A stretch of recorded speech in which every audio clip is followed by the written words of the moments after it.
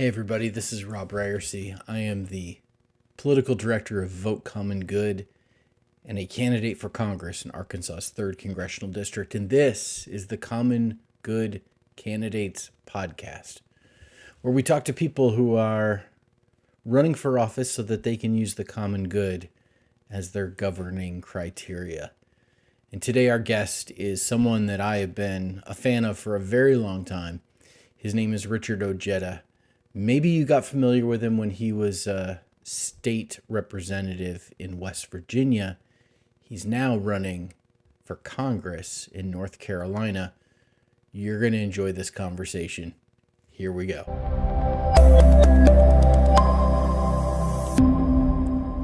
Well, our guest today on the Common Good Candidates podcast is Richard Ojeda, who is running for Congress in North Carolina's 9th District. Richard, thanks so much for being with us today. I appreciate being on, Rob. Well, listen, let's talk about running for Congress. What has led you to throw your hat in the ring and run there in North Carolina for Congress? So when I moved back to North Carolina, I actually had no desire to get back into politics.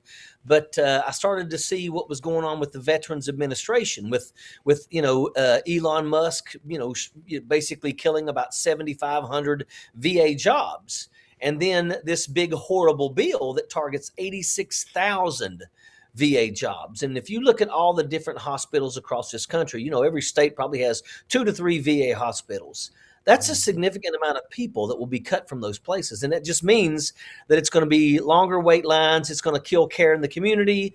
It's going to really, really hurt a lot of veterans out there that, earned our health care. So, that's one of the things, that's one of the carrots is go into the military, serve your country, and you can get free health care.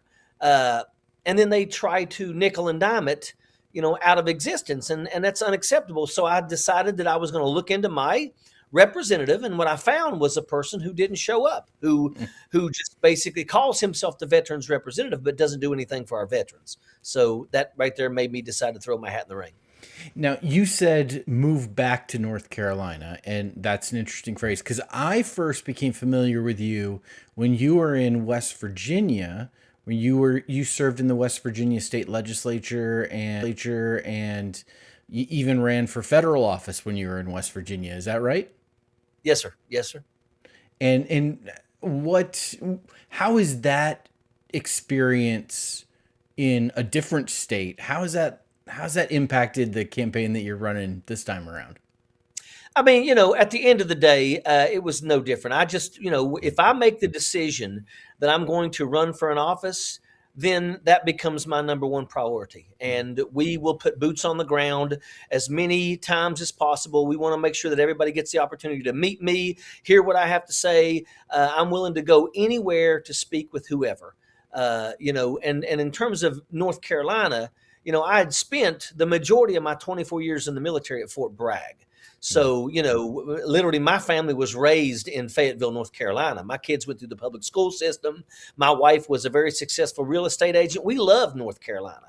And, when you go from a place like Southern West Virginia and then you join the military and you find yourself in North Carolina where you have access to everything, every type of store, every type of restaurant, just it's amazing. And then all of a sudden you go back. It was kind of tough. And of course, I got into politics in West Virginia. I almost lost my life to an attack. But we just, after spending 4 years in the classroom at the high school level, after running a nonprofit, sending kids to school with new shoes on their feet, and after being a state senator in West Virginia, where I got things done in a super minority, we just missed North Carolina. So we decided to move back here, and we had no desire to get into politics. We brought my entire family back here with us. My parents are with me. My in-laws live next door to me. And, my older sister's getting ready to break ground and her husband and build a house out here. And we're just basically getting the entire family back here to North Carolina. And that's where we love being. And now I've decided to run here, and I just absolutely just adore the people in this district. And I'm glad to be the Democratic nominee for Congress, and I'm going to put in the work. Yeah. Yeah, it's so great to hear. So tell me about who you're running against. And you described him as the kind of a do nothing guy for veterans. Who is it? His name is Richard Hudson, and he is the chair of the NRCC. So Richard Hudson is running for his 8th term. Yeah. And the majority of people in this district have no idea what he looks like. They've never received a return phone call from him. He's the Republican that told all the other Republicans, stop the town halls. I mean, we've had Where's Richard Hudson town halls in this district. Yes. And I'm going to have town halls. Yes. Can I interrupt you? I'm running here in Arkansas's 3rd congressional district. And as we're recording tomorrow, I'm beginning the You Deserve a Town Hall tour, because it has been 2,442 days since our congressman had an in-district town hall. I don't understand how these guys think that they can represent people that they won't listen to, that they won't look them in the eye and have a conversation with them. It's crazy. A town hall is a job performance review. Mm-hmm. And if a member of Congress is not willing to do a town hall, that right there tells you everything you need to know about why you need to replace that member of Congress. Yep. I'm going to do town halls. And I tell people, I'm a military guy. So when I say boots on the ground, I mean putting boots on the ground. And I keep telling everybody, if I win this race, when I am not in Washington, D.C., make no mistake about it, I will find time to put boots on the ground in your area, so you will have the opportunity to meet with me, to speak with me, to let me know what your issues are, to let me know how I'm doing, or let me know what I need to do. But that's important, and we deserve that, and we're not getting that with my representation, and that's the reason why I'm in this fight. Yeah, and you're absolutely right. And it's got nothing to do with policy, and everything to do with respecting the voters enough to show up. I mean, it seems so common sense to me.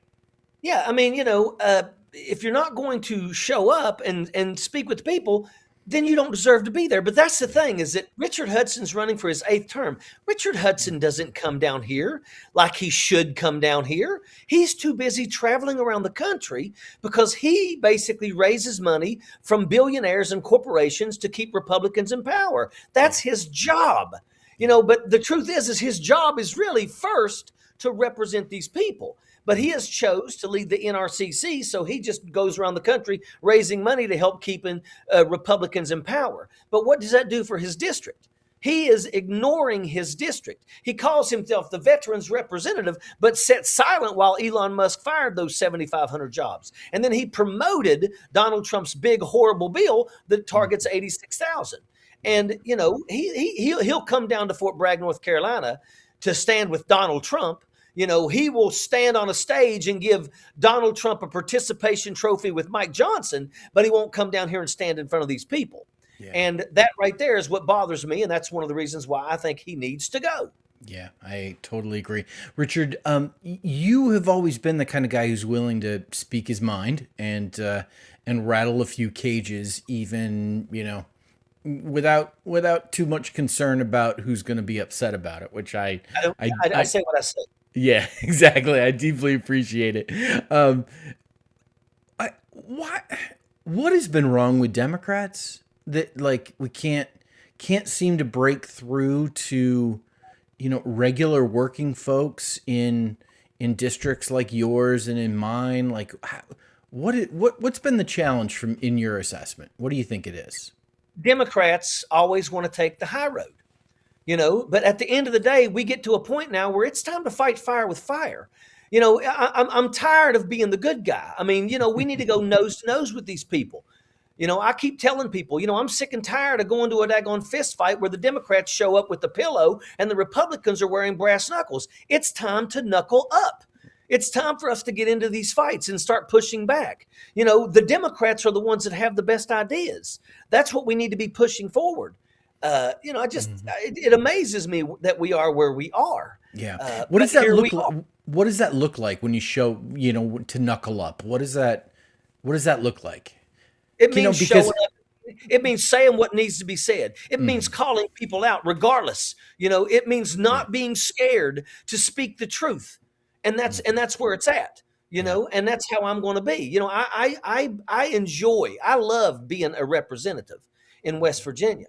And I'm going to tell you right now, if I make it to Washington, D.C., I'm going to love pushing legislation. And I am excited because I know how to push legislation and get people to back my bills. It's about speaking passionately about what you're trying to push. You know, when I made West Virginia the 29th state to become legal for medical cannabis, I gave passionate speeches that got people all fired up. They had to shut down the phone lines at the Capitol because they were getting bombarded with people saying, you better support that bill. And on the last day of the 60-day legislative session, I held up 13 dog tags that are hanging right there. And I held them up and I said, cannabis will not bring them back, but cannabis can help those who hear their screams and see their faces when they go to sleep at night. And Republicans stood up and said, because of what you said, I'm going to support your bill. And the very next day, the front cover of the Charleston Gazette was my face looking up at the tally board when my bill become law. You know, I'm not scared to fight for the things that I tell you I'm going to fight for. Yeah. Yeah. I love that. So, you know, you mentioned veterans issues, which are tremendously important, obviously, because of your district and because of your background. What are the other things you're hearing from folks about what they're concerned about and what they want their representatives to tackle? You know, it's affordability. Yeah, It's the prices of gas. I mean, goodness gracious, it just keeps getting worse and worse. And of course, you've got the Republican Party that are trying to act like it's not happening. Like Right. people are struggling in this country. You know, I mean, goodness gracious, gas is over $4 a gallon right now. And oh, by the way, gas is going up. Prices of groceries are going up, but minimum wage isn't. Right. You know, and North Carolina happens to be a state where minimum wage is $7.25. You know, it's easy to say, oh, people can get jobs, but if you have to work 3 to keep your nose above the waterline, that's not living. You know, people are absolutely wanting people to go to Washington, D.C. and fight for the people. Stand up to and push legislation that benefits the people, not the corporations.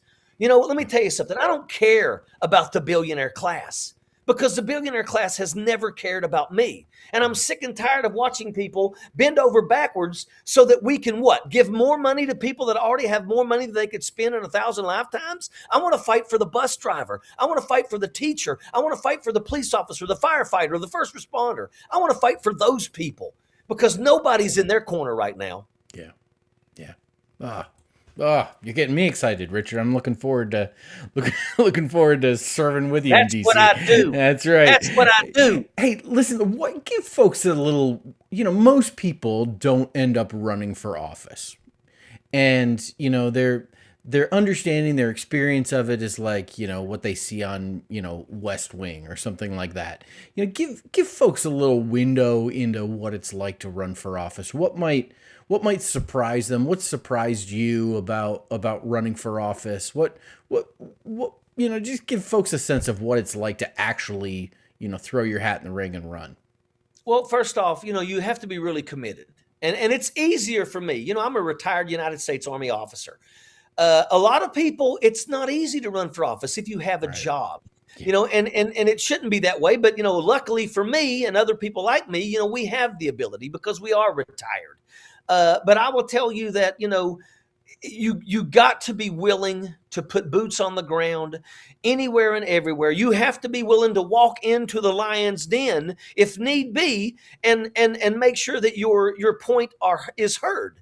And that's important. You know, I'll tell you that we are doing door knocking sessions, 3-hour door knocking sessions. Often what we have found out is that by knocking on all these doors, it matters. A lot of people will show up at the voting place and say, I'm voting because that guy knocked on my door. You know, we found a lot of unaffiliated voters, and a lot of people want to ignore the unaffiliated and the independent voters. Let me tell you something. I don't want to ignore them. I specifically want to go out and target unaffiliated and independent doors because we're finding out that a lot of them are standing with us. And right. I need to make sure that they are willing to come out and vote. It's one thing to say, I agree with you. It's another to get into your car, drive to the polling station, get in line and cast a vote for me. So I'm doing everything in my power to make sure that I get as many people as possible. I went to a mosque the other day. And I absolutely had a wonderful time. I got to address all the people in the mosque. They fed me. It was wonderful.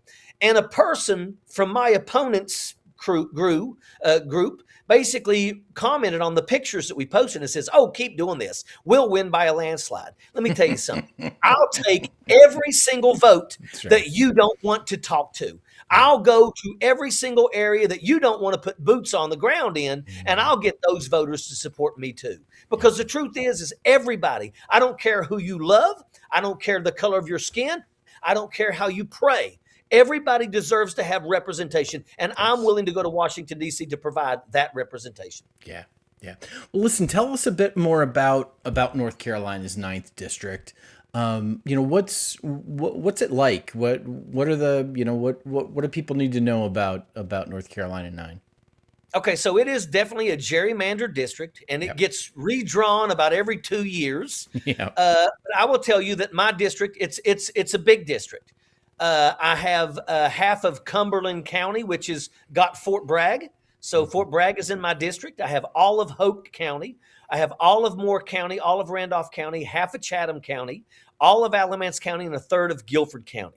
And I'm telling you right now, my district is very gerrymandered to make sure that, once again, the Republican has the upper hand.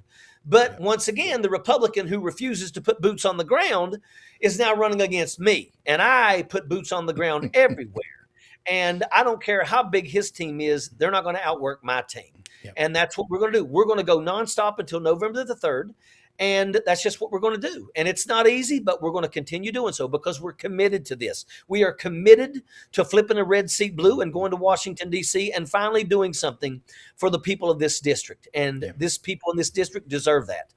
What's your take on the redistricting efforts that are happening right now, and particularly mid-decade? You mentioned North Carolina seems like they redraw their districts every 2 years. Really it's supposed to be once a decade, but we've got this redistricting fight that's happening, coupled with the Supreme Court gutting the Voting Rights Act of 1964.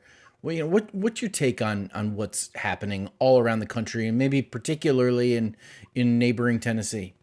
No lines should be drawn without bipartisan support. Because if it's not bipartisan, then it's straight up gerrymandering. You show me a community of color, and I'm going to show you a community that's being disenfranchised. You take a community of color, and they'll go in and they'll cut it into 4 pieces and then divvy out each piece to a larger group that are controlled by white representation. And it's wrong. What we're seeing in Memphis is absolutely wrong. And I heard something the other day that I thought was absolutely brilliant. Is if all of these red states are going to push to make sure that people of color have no representation, then you know what? Maybe all of the athletes that go to those colleges should look at other places that actually have representation for people of color. Why should you stay in a state that refuses to represent you? So think about that. Yeah. Yeah. And it's just so blatant, the partisanship of it, and the people in Virginia voted for this. Right. The people in Virginia voted for this, and now they're being disenfranchised. Right. The people in the red states aren't voting for it. It's just happening. And they're getting away with it. But a Democratic state who puts it on the ballot and votes for it is getting it thrown out. That's wrong. That is unacceptable. Yeah. Totally agree. Richard, we ask folks that are running for office to use the common good as their governing criteria. And for us, the common good isn't necessarily a set of policy platforms. It's much more a shared set of values. When you hear a phrase like the common good, what does that mean to you? How does that strike you? What comes to mind for you and the kind of congressperson you'll be? To me, that sounds like actual representation. It sounds like, people coming together and prioritizing, bills that benefit the people, because that's what it's about. Look, I don't want to go to Washington, D.C. to get rich. I want to immediately, Elizabeth Warren has a bill that basically says we want to do away with stock trading and lobbying. Yes. And in the House side, Congresswoman Jayapal, she has a bill that says the same thing. I want to sign on to that. We are signing on as co-sponsors, aren't we, That's Richard? right. AOC Yep. has a bill that is talking about making child care a $10 a day. Think about that. And that's important because a lot of people out there, without us helping with child care, it means that one of the two people that run the household is not able to go out there and work. And today it takes two to keep your nose above the waterline. So we should be doing everything in our power to make sure that both of those people have the ability to get into the workforce and that their children will have the ability to be able to be taken care of. I mean, there are a lot of things that are out there. Bernie Sanders has a bill that talks about not letting a new teacher start out and pay them less than $60,000. And that's a life-changing bill that would change so many lives because we've got teachers and school service personnel that are living in poverty. We tell everybody, you look at doctors and lawyers, we pay them millions of dollars, but you can't make a doctor or a lawyer without a teacher. But we allow teachers to live in poverty? Nah, that's wrong. That's wrong. This is the kind of things that we should be fighting for in Washington, D.C. I don't want to go to Washington. I've never played stocks in my life. If you told me I had to start tomorrow, I would be completely lost. And I have no desire to learn how to play stocks because I don't need it. I want to go to Washington, D.C. I want to push legislation. And if I'm good and I get things done for the people, then I'll stay. I'll stay another 2 years and another 2 years. But make no mistake about it, I don't want to be there forever. I am 55 years old. When I'm 65, I want to be traveling the world for the rest of my life. So I want to go to Washington, D.C. for a couple terms. I want to get some things done that are going to benefit people. I want to have a legacy that said that guy he worked his butt off and he fought the good fight. That's what I want. Yeah. That's it. Yeah. I love it. I love it. Richard, how can people find you? Like if they want to follow along, they want to follow you on social media, they want to smash that donate button because you're not taking corporate PAC money and, this is a grassroots campaign that needs support. How can people find you? So first off, my average campaign contribution is $16. My opponent's is over $800. Yeah. So I have a webpage, ojedafornc.com. And it's got an Act Blue link. You can buy merchandise, stuff like that. But I also have Ojeda Live. I do a nightly live every night. I've been doing it for 12 years. It's a 30-minute show. It starts at 8:30 to 9 o'clock. It's called Ojeda Live. And I'm also on every single platform out there. And I recommend everybody to follow me in every single place that I am at. I really do believe that I have what it takes to flip this seat from red to blue. And look, I enjoy having people message me and telling me what they really want to see in Congress. Because the truth is in most cases, we are seeing eye to eye. Yeah. Yep. I love it. Well, Richard Ojeda, thank you so much for joining us. Thanks for being a candidate for common good. Thanks for running there in North Carolina and fighting the good fight for the people of your district. Thanks so much for chatting. Well, Rob, I look forward to working with you in Congress. Now let's go flip these seats from red to blue and let's get things done for the people. Good deal.